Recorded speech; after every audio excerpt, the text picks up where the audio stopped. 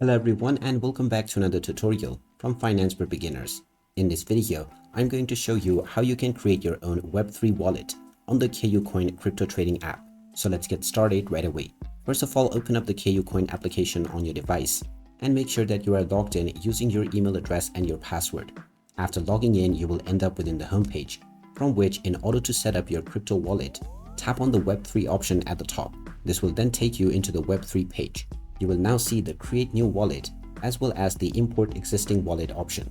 In order to create your new wallet, tap on the Create New Wallet button. Then tap on Agree and Continue to agree with the terms and conditions.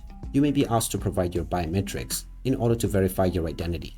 As soon as your biometrics is verified, your wallet will be created right away. However, you will still need to back up your seed phrase. Tap on the Backup Now button and then choose Manual Backup.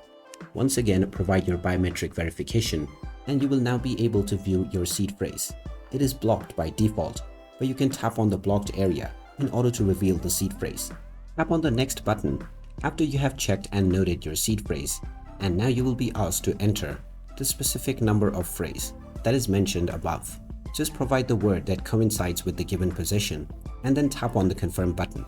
You will now be told that your wallet has successfully been backed up. This means that after this, even if you uninstall the application, you can use the seed phrase in order to log back into your account.